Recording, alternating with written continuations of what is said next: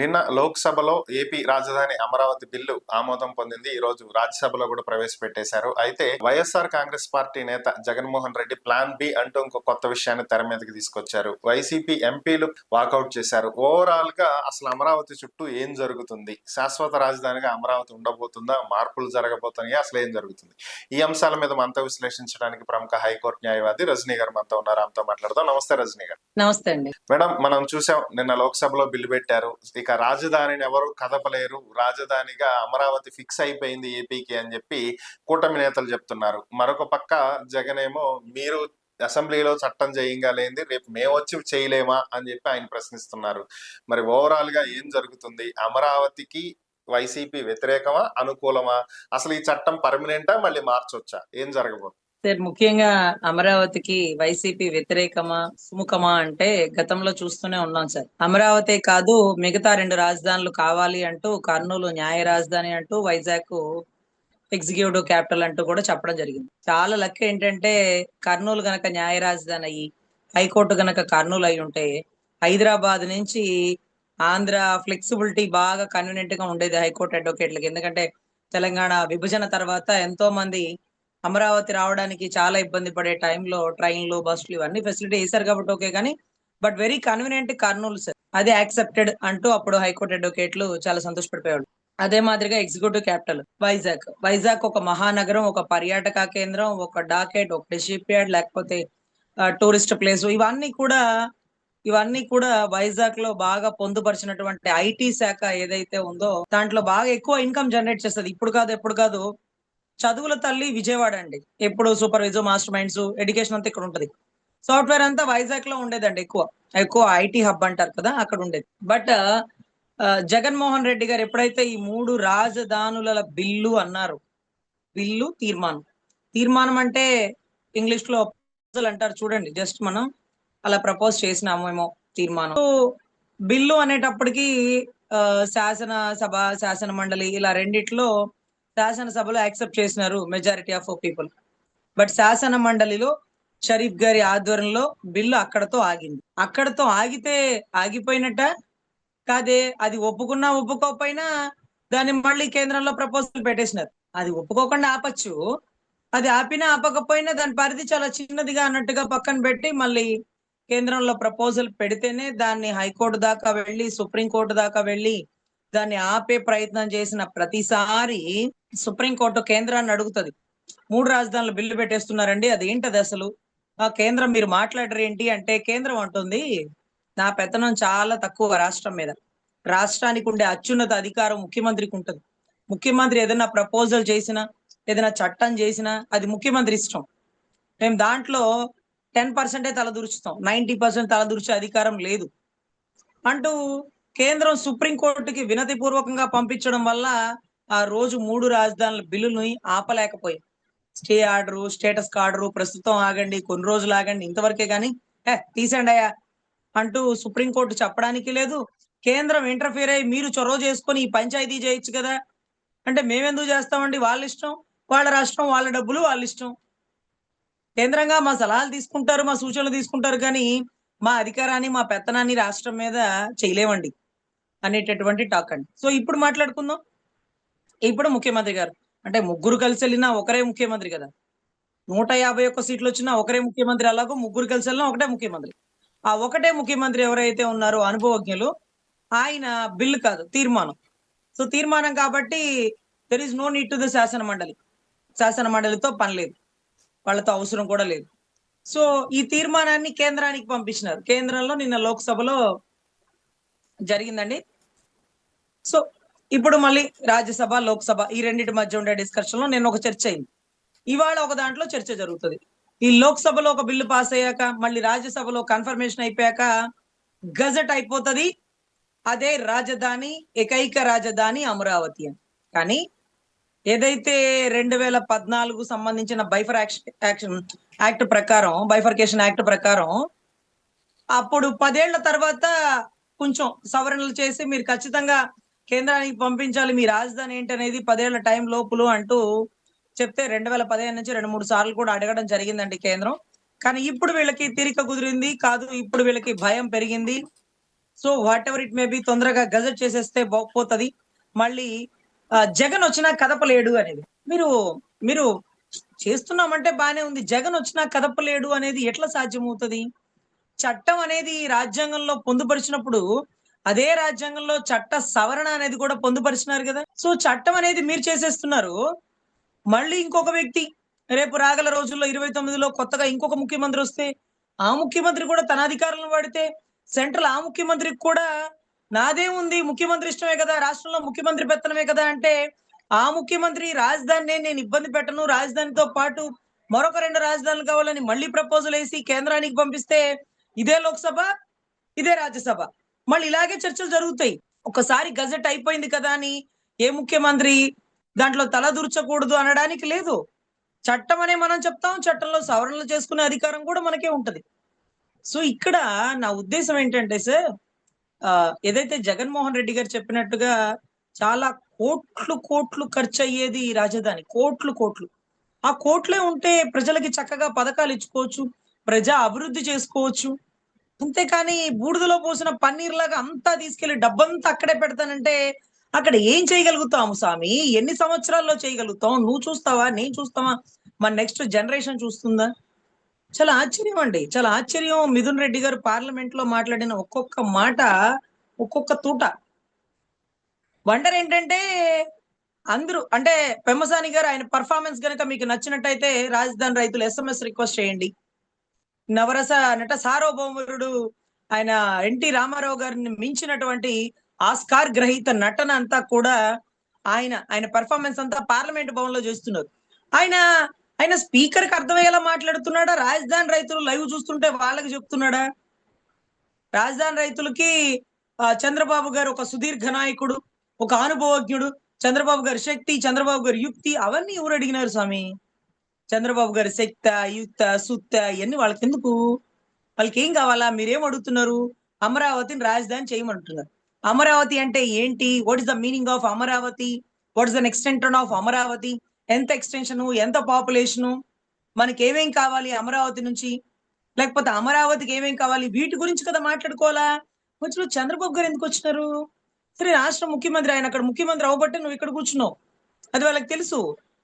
మళ్ళా శక్తి, యుక్తి, నవరస, కత్తి ఏంటి పిచ్చి మాటలు? అది పార్లమెంట్‌లో విలువైన సమయాన్ని రాజధాని గురించి మాట్లాడండి. ఆయనేం చెప్పినారంటే మిథున్ రెడ్డి గారు 2014 నుంచి స్టిల్ ఇప్పటికి ఎన్ని సంవత్సరాలు అధ్యక్ష? 16.5 సంవత్సరాలు. ఈ 16.5 సంవత్సరాల్లో ఒక్క సింగిల్ ఫ్లాట్ కూడా ఒక్క రైతులకి ఇవ్వల. అంతా పేపర్ వర్కే కనపడుతుంది. రైతులకి ఇవ్వల. రైతులకు ఒకళ్ళు ఇద్దామనుకున్న ఆ ఏరియా అంతా డెవలప్ అవ్వల. చెరువు గట్ల కాడ, చామ గట్ల కాడ మీకు ఇళ్ల స్థలాలు ఇస్తూ ఉండు. హైవేలో ఉండేటటువంటి ఫ్లాట్‌లన్నీ ప్రపంచ బ్యాంకులో తాకట్టు పెట్టేసినారట సార్. వీళ్ళేమో మాకు అక్కడ ఇస్తానన్నావుగా అక్కడ ఇవ్వలేదేంటి? అరే ఆల్రెడీ అక్కడ భూమంతా తాకట్టు అయిపోయింది. అది ఇస్తేనే ప్రపంచ బ్యాంకు 2014, 19లో 5,000 కోట్లు ఇచ్చింది రాజధానికి. రాజధానికి 5,000 కోట్లు ఇచ్చింది. సింగపూర్ నేను డెవలప్ చేస్తానంది. లండన్ అన్ని రాష్ట్రాలు అన్ని దేశాలు నేనే డెవలప్ చేస్తానంటే అన్ని రాష్ట్రాలు దిమ్మెరపోయినాయి. అబ్బా ఢిల్లీని తలదన్నే రాజధాని కట్టేస్తారు బాబు గారు. ఇప్పుడు సింగపూర్ ఒక అడుగు వెనక్కేసింది. ఒక అడుగు వెనక్కేసింది. ఆ ఈశ్వరయ్య గారు అనుకుంటా అండి. ఆయన నా వల్ల కాదన్నాడో మరి ఏం జరిగిందో వెనక్కి వెళ్ళిపోయింది. సో ఇప్పుడు హాంకాంగ్ కంపెనీ అదే స్టేట్మెంట్ ఇస్తుందో తెలియదు. సో ఇవన్నీ ఒక ఎత్తు సార్.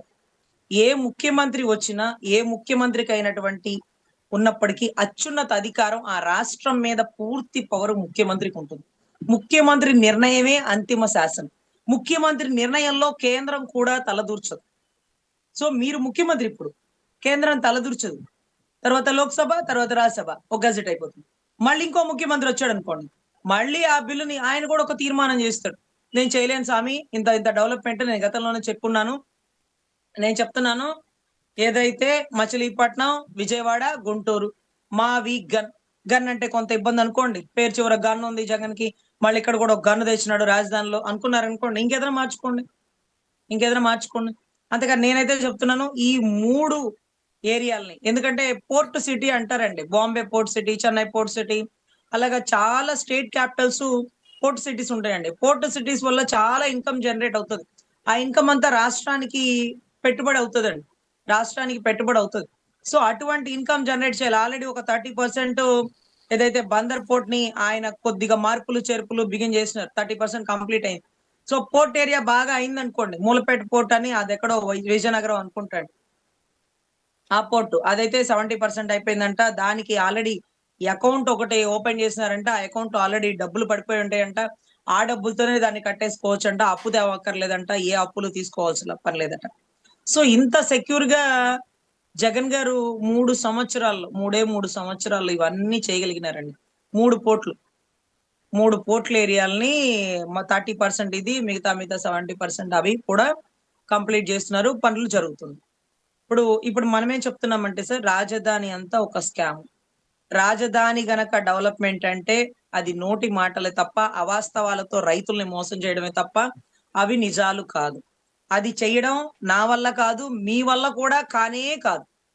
మీ వల్ల అసలే అవ్వదు. మీరు 54,000 ఎకరాలు అంటే 34,000 ఎకరాలండి రైతుల నుంచి కలెక్ట్ చేసిన భూమి. 20,000 ఎకరాలండి ప్రభుత్వ భూమి. ఈ 2 కలిపి 54,000 ఎకరాలు. అతి ప్రాచీనమైన ఏరియా అండి మనకి వెస్ట్ బెంగాల్ కలకత్తా. కలకత్తా రాజధాని ఎక్స్టెన్షన్ కూడా 51,000 ఎకరాలు. మనకి ఢిల్లీ దేశ రాజధాని కదా! ఢిల్లీకి సంబంధించిన క్యాపిటల్ ఏరియా కూడా 10,500 ఎకరాలు. కానీ రాజధానికి ఇప్పుడే 54,000 ఎకరాలు ఉందండి. కానీ ఇంకా భూమి తీసుకోవాలి. ఇంకా ఒక 50 ఎకరాలు, 50,000 ఎకరాలు తీసుకోవాలి. మొత్తం 1,00,000 పైచిలుకు ఎకరాలతో ఒక పెద్ద సిటీ కట్టేస్తాను. ఇదైతే ఒక కార్పొరేట్ ఏరియా అయిపోతది అంటూ మాట్లాడడం జరుగుతుందండి. నేనేం చెప్తున్నానంటే, ఆ రోజు షామేల్ కాడ ధర్నాలు చేసిన రైతులు మా భూములు ఎప్పుడు డెవలప్ చేస్తారు? మాకిచ్చినటువంటి ఫ్లాట్లు ఎప్పుడు డెవలప్ అవుతాయి? డెవలప్ అయితేనే కదా అక్కడ ఇల్లు కట్టుకోగలుగుతారు సార్. ముందు భూమి చూపించి ఇదే క్యాపిటల్. ఇక్కడికి ఇక్కడికి ఒక 50, 60 లక్షలు, 80 లక్షల మంది పాపులేషన్ వచ్చేస్తారు అంటే అది ఎలా? ఏం చూసొస్తారు? కంపెనీలు ఎక్కడి నుంచి వస్తాయి? ఏమేం కంపెనీలు వస్తాయి? అనకాపల్లి స్టీల్ ప్లాంట్ ఇక్కడికి తీసుకురావచ్చు కదా! జూమ్ కాల్‌లో గౌరవ్ లోకేష్ గారు మాట్లాడి, అనకాపల్లి వద్దండి, అది అక్కడ ఆల్రెడీ డెవలప్ అవుతుంది. ఇక్కడ అసలు ఏమీ లేదు. రాజధాని రైతులకు మేము సమాధానం చెప్పుకోవాలి. మీ స్టీల్ ప్లాంట్ ఇక్కడ తెచ్చుకోండి. కొన్ని వేల ఎకరాల్లో మేము ఇస్తామని చెప్పొచ్చుగా. సరే, గూగుల్ డేటా సెంటర్ అంటే సముద్రంలో సింగపూర్ నుంచి కేబుల్స్ వేయాలి కాబట్టి అది వల్ల కాని పని. ఇది కృష్ణా నది వాడుకోవచ్చు కదా! వాళ్ళకంటే సముద్రం కావాలి. మీకు కూడా అక్కర్లేదా నదులు? అందరూ అటెళ్ళిపోతే మరి రాజధాని భూమిలో ఏం కడతారు? మరి ఏం చేయాలి రాజధాని? అంటూ జగన్ గారు దీని గురించి ప్రతిపాదించడం, మిథున్ రెడ్డి గారు పార్లమెంట్‌లో మాట్లాడడం గురించి ఏంటంటేనండి, 4,000 అంటే కోటి ఎస్ఎఫ్‌టి. కోటి ఎస్ఎఫ్‌టితో ఒక పెద్ద అమరావతి కన్‌స్ట్రక్షన్ అనేది స్టార్ట్ చేస్తున్నారట. ఈ కోటి ఎస్ఎఫ్‌టితో పార్లమెంట్ అంటే సెక్రటేరియట్ కానీ, అసెంబ్లీ కానీ, లేకపోతే హైకోర్ట్ కానీ, ఈ 3 భవనాలకు సంబంధించి 1,00,00,000 స్క్వేర్ ఫీట్ అట. స్క్వేర్ ఫీట్ కి ఆయన భలే చెప్పినారండి. భలే ఆధారంగా చెప్పినాడు. కావాలంటే మళ్ళీ మీకు కూడా చూపిస్తానండి అంటూ కూడా, చాలా జాగ్రత్తగా వినండి సార్ దయచేసి, మా రాష్ట్ర రాజధాని పరిస్థితి అంటూ. మనకి ఢిల్లీలో ఎంపీ క్వార్టర్స్ ఉన్నాయి కదండీ! ఎంపీ క్వార్టర్స్ చాలా లగ్జరీగా కట్టారు. ఆ లగ్జరీకి పీడబ్ల్యూడీ ఏదైతే స్క్వేర్ ఫీట్ కుందో దానికి రూ. 4,000 ఖర్చంటండి. రూ. 4,000 ఖర్చు. అది కూడా రూ. 4,000 ఎందుకు ఖర్చంటే ఇక్కడ ఇసుక ఇవన్నీ దొరకడం కష్టం అవుతది. కానీ మాకు అక్కడ ఇసుక సముద్ర తీర ప్రాంతంలా కాకుండా ఏదైతే నదీ తీర ప్రాంతం కాబట్టి మాకు ఇంకా తేలిగ్గా ఉంటది. అటు సముద్రం గాని, ఇటు నది గాని 2 మాకు కన్వీనియంట్, నో ఇష్యూ. సో మాకు ఇంకా ఎక్స్‌టెన్షన్ తగ్గాలండి. కానీ మాకు 12,500 స్క్వేర్ ఫీట్‌కి కావాలంటండి. అంటే అరౌండ్ ఒక 8,000 చిల్లర. 8,000 చిల్లర డిఫరెన్స్ వచ్చేస్తుంది. 8,000 డిఫరెన్స్. అసలు అదే అంటే విజయవాడ, గుంటూరు పరిసర ప్రాంతాల్లో ఉండే అమరావతిలో తీర్చిదిద్దుకుపోయే రాజధానికి స్క్వేర్ ఫీట్ 12,000 చిల్లర. ఢిల్లీని తలదన్నే రాజధాని, ఢిల్లీనే రాజధాని. ఢిల్లీ రాజధానిలో మా ఎంపీ క్వార్టర్స్‌కి అయిన ఖర్చు ఎక్స్‌టెన్షన్ ఏదైతే స్క్వేర్ ఫీట్‌కి 4,000. కోటి స్క్వేర్ ఫీట్‌తో కట్టాల్సినటువంటి భవనాలకి 8,000 డిఫరెన్స్‌కి ఎంత డబ్బు, ఎంత డబ్బు దారి మళ్లిస్తున్నారు అధ్యక్ష! ఇదంతా ఎవరి జేబులోకెళ్ళిపోతుంది? టెండర్‌లు ఎవరెవరు ఏస్తున్నారు? కాంట్రాక్టర్‌లు ఎవరెవరు? ఇది సీఎం రమేష్ గారికి సమాధానం అంటూ చాలా గొప్పగా మిథున్ రెడ్డి గారు ఆన్సర్ చేసినారండి. సో ఇక్కడ డబ్బుని దోచేస్తున్నారు. చాలా దారుణంగా దోచేస్తున్నారు. జగనన్న కాలనీ లెక్క ఒకటి, టిట్కో ఇళ్ల లెక్క ఒకటి. ఇలాగే స్క్వేర్ ఫీట్‌కి ఇంత ఖర్చవుతది, అంత ఖర్చవుతదని టెండర్‌లేసిన వాళ్ళు, కాంట్రాక్టర్లు తినేస్తున్నారు. మీరు ఎంతైనా భుజించండి, ప్రతి దాన్ని కక్కిస్తానంటున్నాడు జగన్మోహన్ రెడ్డి. మీరు ఎంత తింటారో అంతకి రెండింతలు కక్కిస్తా, మూడింతలు దేశాలు దాటిపోయేలాగా పరిస్థితి నెలకొంటది, గుర్తుపెట్టుకోండి అంటూ చాలా గట్టిగా శపథాలు చేస్తున్నారండి. లాస్ట్ టైం కూడా ఇలాగే బయటకు వచ్చారు 14 మెడికల్ కాలేజీలు, 17 మెడికల్ కాలేజీలు ఏవైతే ఉన్నాయో, ఈ 17 మెడికల్ కాలేజీలు ప్రైవేటీకరణకి టెండర్లు వేసినప్పుడు ఇట్లే వచ్చినారు. ఒక పిక్నిక్ పార్టీ లాగా ఒక స్టేట్మెంట్ ఇచ్చినారు. ఈ రోజుకి టెండర్లు వేసేవాడు రాల, ఈ రోజుకి రాదు. ఇప్పుడు అదే ఆ రకంగా అమరావతి గజెట్ చేస్తున్నారు. ఓకే, డన్ చేయండి. మీకు అంత అధికారం ఉండి మీరు చేయగలిగితే మరి నేను వచ్చాక నాకు అధికారం ఉంటది కదా. మరి నా అధికారాన్ని కూడా సెంట్రల్ అడ్డు చెప్పలేదు కదా. గజెట్ అయిన వాటిని ఎన్నిసార్లు ఎక్కడెక్కడ మార్చినారో చూడండి. రాజ్యాంగంలోనే సవరణలు చేసిన వాళ్ళం, రాజ్యాంగంలోనే సవరణలు చేసిన వాళ్ళం. చట్టాలు చేసేటటువంటి చట్టసభల్లో సవరణలు చేయలేమా అధ్యక్ష? ఎన్ని అమెండ్మెంట్స్ వచ్చినాయి, కాన్స్టిట్యూషన్ అమెండ్మెంట్స్. చట్టాలు చేసే చట్టసభలో గతంలో ఈ చట్టం చేసినారండి, ఈ చట్టంలో నేను సవరిస్తున్నానండి, గజెట్ నోటిఫికేషన్ లో కొన్ని మార్పులు చేర్పులు అంటూ ఎక్స్ట్రా యాడ్ చేయలేమా? యాడ్ చేయగలరు కదా. సో ఆలోచించండి సార్. గతంలో రైతులు కౌలు రాక చాలా ఇబ్బంది పడి కోర్టులకు వస్తే ఒక 10-20 మంది కలిపి కేసేస్తే జడ్జి గారు ఆ 10-20 మందికే కోర్టు ఆర్డర్ ఇవ్వండి, ఆ 10-20 మందినే సిఆర్డిఏ దగ్గర ప్రపోజల్ పెట్టి వాళ్ళ కౌలు తెచ్చుకోమనండి అనేవారు. అప్పుడు మేము అనేవాళ్ళం, రైతులందరికీ కౌలు రావాలి కదా సార్, 10 మందికి 15 మందికి ఎట్లా అంటే, వాళ్ళందరూ కోర్టులో వేసుకోలేదు కదా. కోర్టులో నాకు న్యాయం కావాలని వేసుకున్న వాళ్ళకే న్యాయం ఇవ్వాలి. బాధలో ఉన్న ప్రతి ఒక్కరికి న్యాయం ఇవ్వడానికి మనం సమాజ సంస్కర్తలం కాదు, న్యాయమూర్తులు. సో మా దగ్గరకు వచ్చిన వారికి ఇస్తాం గానీ మేము కళ్ళ ముందు చూసిన వాళ్ళందరికీ జస్టిస్ ఇవ్వడంలో మా పరిధి చాలా చిన్నది, మేము అలా ఇవ్వకూడదు అన్నప్పుడు చాలా మందికి కౌలు రాలేదండి. భూములన్నీ తాకట్లో ఉన్నాయండి. వాళ్ళకి ఏ అవసరమైనా దాన్ని విడిపించుకోను లేరు. మళ్ళీ పిల్లలకి కట్నాలకో, ఉద్యోగాలకో, హాస్పిటల్కో అమ్ముకోవడానికి లేదండి. కేవలం సంవత్సరానికి వచ్చే కౌలు తినడమే, అది కూడా 54,000 ఎకరాల కంటే ఓకే. ఇంకా భూమి కావాలంటే మాత్రం బొమ్మ తిరగబడింది. ఖచ్చితంగా జగన్ గారు చాలా కఠినంగా ఉన్నారు, చాలా స్ట్రాంగ్ గా మాట్లాడుతున్నారు. నా వల్ల అయితే కాదు, నీ వల్ల అసలే కాదు, నువ్వు కేవలం వ్యాపారం చేస్తున్నావు, కేవలం వ్యాపారం చేస్తున్నావు రాజకీయంగా. రాజధానిని అడ్డం పెట్టుకుని 5,000 కోట్లు అప్పు తెచ్చినావు. 5,000 కోట్లు 2014-19లో రాజధాని భూముల్లో ఏవైతే రోడ్డు కానుకొని ఉండే భూములు, హై ఎక్స్టెన్షన్ రేటు గల భూములు, వీటన్నిటిని ప్రపంచ బ్యాంకులో తాకట్టు పెట్టేసి నువ్వెంత తెచ్చినావు స్వామి? 5,000 కోట్లు. దానికి ఎప్పుడు సమాధానం చెప్తావు? రాజధాని స్వయంభు కదా, సంపదను సృష్టించింది కదా. మరి ఎందుకని ఈ సంపదను సృష్టించకుండా మళ్ళీ మీరే రాజధాని భూమిని తాకట్టు పెట్టి మీరు తాకట్టు లోన్స్ తెచ్చుకున్నట్టు తెచ్చుకుంటున్నారు? ఆ డబ్బుతో ఏం చేస్తున్నారు? 3,37 కోట్లు, 3,37 కోట్లు మేము 5 ఏళ్లలో చేసిన అప్పు. మీరేమో మీరేమో వచ్చిన 20 నెలలకే 3,37 కోట్లు పైచిలకు అప్పులు చేసేసినారు 20 నెలల్లోనే. మరి ఇక మిగతా రోజుల్లో ఏమేం చేస్తారు, మిగతా సంవత్సరాలలో అంటూ మిథున్ రెడ్డి గారు లైవ్ లో చక్కగా ఇంగ్లీష్ లో స్పీకర్ గారికి అర్థమయ్యేలా చెప్పారు. కానీ పెమ్మసాని గారు, తర్వాత ఆయన ఎవరు, బాలశౌరి గారు, అంటే జనసేన తరపు నుంచి మాకు ఎటువంటి అభ్యంతరం లేదు, ఇక్కడ వాళ్ళు కరెక్ట్ కాదు కాబట్టి వాళ్ళకి 11 సీట్లు ఇచ్చారు, మాకు 160 పైచిలకు సీట్లు ఇచ్చినారు. మేము మేము మా స్టాండ్ అమరావతి రాజధానిగా ఉండాలని. అందరికీ అమరావతి రాజధాని కావాలి సార్. కానీ అమరావతి అంటే ఏంటి దాని అర్థం? ఎంత భూమి దాని అర్థం? ఎన్ని సంవత్సరాల్లో మనం కంప్లీట్ చేయగలుగుతాం? ఎంత ఖర్చుతో మనం కంప్లీట్ చేయగలుగుతాం? ఎంత పాపులేషన్ అమరావతిలో ఉన్నారు? ఆ పాపులేషన్ ఎక్కడెక్కడి వారు? ఇవన్నీ కూడా నోటిఫైడ్ చేసి ఇవ్వాలి కదా సార్. ఎక్స్టెన్షన్ ఎంత చెప్తారు? అంటే గుంటూరు, విజయవాడ, బందరు మొత్తం కలిపిన ఒక 35 లక్షలు 40 లక్షల పాపులేషన్ కూడా కష్టంగా చూపిస్తున్నారు. మరి ఈ 29 గ్రామాల రైతులని గనక రాజధాని పాపులేషన్ లో చూపిస్తే ఎన్ని వేలు ఉంటారు? 1,00,000 ఉంటారా? ఎంత ఓటింగ్ ఉంది అక్కడ అసలు? ఎంత ఓటింగ్ ఉంది? ఎన్ని లక్షల ఓటింగ్ ఉంది? ఎంతమంది పాపులేషన్ ఉన్నారు? ఒకవేళ ఇదే రాజధాని అని చెప్తే రేపు మళ్ళీ ఇంత పాపులేషన్ పెరిగారని మారుస్తారా? ఒకేసారి పొందుపరుస్తారా? అదే అతను చెప్పినట్టు, జగన్ గారు చెప్పినట్టు గనక ఈ 3 గనక రాజధానిగా ఉంటే పాపులేషన్ కనపడుతుంది, డబ్బులు పెద్ద ఖర్చు ఉండదు.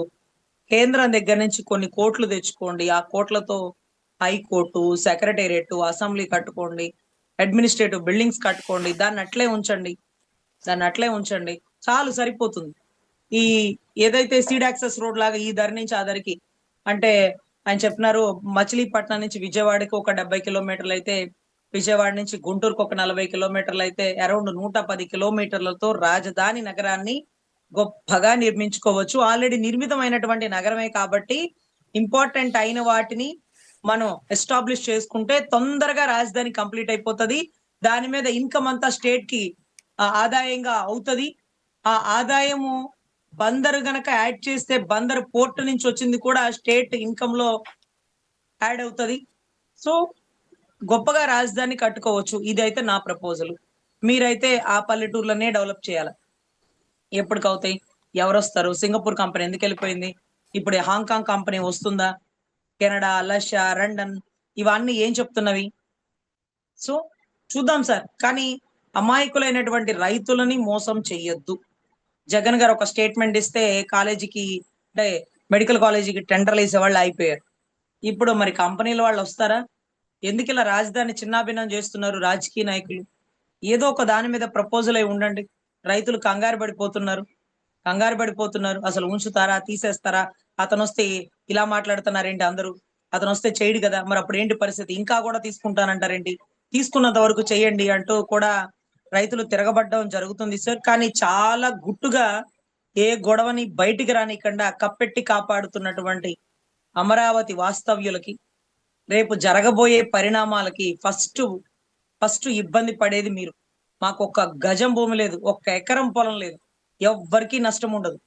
మీరు కేవలం ఇన్ని సంవత్సరాల నుంచి 15, 16 ఏడేళ్ల నుంచి భూములిచ్చి వాటిని అమ్ముకోవడానికి లేక, వాటిని వాడుకోవడానికి లేక, పంట పండించుకోవడానికి లేక, కళ్ళ ముందు ఆ భూములు చూస్తూ నిత్యం బాధపడుతూ షామేల కాడ ధర్నాలు చేసిన మీరు ప్రభుత్వం వచ్చాక తొందరగా మీ భూముల్ని డెవలప్ చేయమని అడగాలి ముఖ్యమంత్రి. ఇంకా తీసుకుంటానంటే ఇంకా తీసుకుంటానంటే ముందు అది డెవలప్ చేస్తారా? ఇది డెవలప్ చేస్తారా? ఇది డెవలప్ చేస్తే భూములు ఇచ్చిన వాళ్ళు ఎందుకు కాముకుంటారు అక్కడ? అప్పుడు అంత భూమి ఉంటే డిమాండ్ అండ్ సప్లై రూల్ ప్రకారం తక్కువ భూమి అంటే అందరు ఇటే వస్తారు. ఎక్కువ భూమి అంటే అందరూ కొంతమంది అటు, కొంతమంది ఇటు, కొంతమంది మధ్యలో ఎవడైనా ఎక్కడైనా ఉంటారు. సో డిమాండ్ అండ్ సప్లై సూత్రం ప్రకారం కూడా మీకు తీసుకున్న 54,000 ఎకరాలే ఎక్కువ.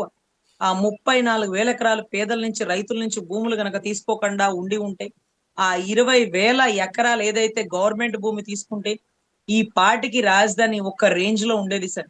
మేము కూడా రాజధానిలోనే ఉన్నాం, మేము కూడా స్టేట్ క్యాపిటల్ లో ఉన్నామని చాలా సగర్వంగా చెప్పుకోగలుగుతాం. సో దయచేసి జగన్ గారి ప్రపోజల్ చదువుకున్న విద్యావంతులకి, యథార్థాలు మాట్లాడుకునే వాళ్ళకి చాలా కరెక్ట్ గా అనిపిస్తుందండి. అపోహల్లో బతికే వాళ్ళకి, గాలి మేడలు కట్టుకునే వాళ్ళకి, అదిగిదిగో సింగపూర్, ఇదిగిదిగో ఈఫిల్ టవర్, ఇదిగిదిగో బుర్జ్ ఖలీఫా అనుకునే వాళ్ళకి మనం ఏమీ చేయలేమండి. ఆయన తీసుకురాలేరు, ఇంకొకరు తీసుకురాలేరు. ఇది ఎవరి వల్ల సాధ్యం కాదు. ఎన్ని సంవత్సరాల్లో సాధ్యమవుతుందో కూడా తెలియదు. సో ఇది ఓకే. చాలా అబద్ధపు ఆలోచనలండి. ఇవి రాష్ట్ర ప్రజల్లో ఎస్పెషల్ గా మనం రైతుల మీద రుద్దకూడదని కోరుకుంటున్నాను sir. Okay. Thank you madam. ఈ అంశాల మీద మీ విశ్లేషణ అందించినందుకు ధన్యవాదాలు.